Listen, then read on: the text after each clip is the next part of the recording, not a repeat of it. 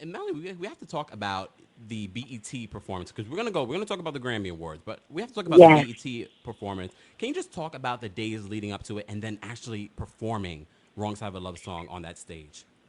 So there's so many things that led up to that moment that, people aren't aware of. And when I mean, even down to the dress I wore, Mm-hmm. that dress that I wore, I found pretty much, a month and a half prior to the awards being announced, before Wow. even knowing I was performing the awards.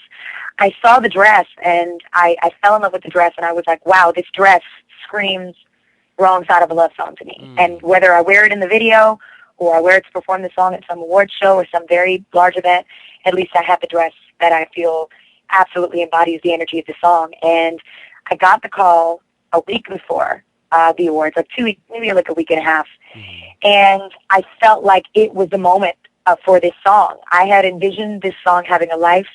I had always envisioned that this would be the song that would kind of introduce me fully as a solo artist and a singer to the world, really, and to the watching audience. Wow. Um, and I feel very, passionately about this song. I feel that this is a song that everybody understands and feels because of the emotion that I think it just pulls on you inside.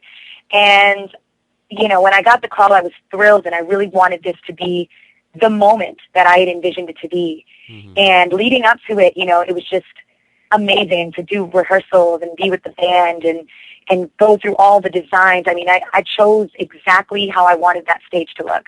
Wow. I spoke with the production staff. I said I wanted it to be completely isolated about the song, about the vocal, and I wanted it to be dramatic. And, Stephen Hill was like, I want this to be a live performance. I don't want any track. I don't want any Pro Tools. And what you heard was completely live, all band, all vocals. And, when I watched it back, because in the moment, I just kind of let go and had to be there and just do my best. Mm-hmm. And when I watched it back, it was exactly what I wanted, exactly how I envisioned it. And, I think it's a true testament to the power of positive thinking and the power of manifesting your dreams and your beliefs, because I did, right down to my label, to my management team, we all carried out the vision, and Mm. it happened. And since that performance, it's just changed my whole identity in the industry. Wow. Everybody is kind of, I don't know, they all know who I am now, and it's kind of a weird thing It was your for coming me out because party. yeah, it's like that moment that you have as an artist. There are many artists that have those moments where, the world takes a look and pays attention, and that moment for me emotionally and absolutely professionally was definitely that moment for me. That same night they had the Whitney Houston tribute, and we saw you dancing and enjoying that moment. What was that like, and what has Whitney meant to Melanie Fiona, the singer?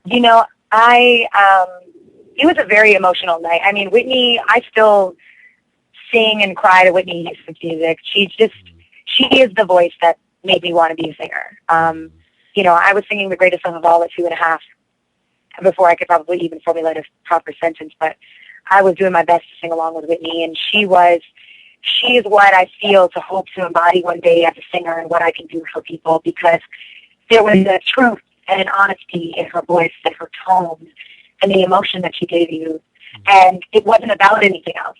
It was about the voice. It was about the song and the emotional connection that she made you feel. Mm-hmm. And that's how Whitney, I think, is the biggest inspiration to me, is that that's all I really hope everybody ever remembers me for, is a voice and, an emotional legacy that people feel that they can go to when they listen to my music. And Whitney is she is the voice for me. She is that voice. She is that thing that inspires me in that way. And, to have lost her so suddenly and so tragically, I was devastated. I felt like I had lost somebody I'd known my whole life, and I really went into mourning over it.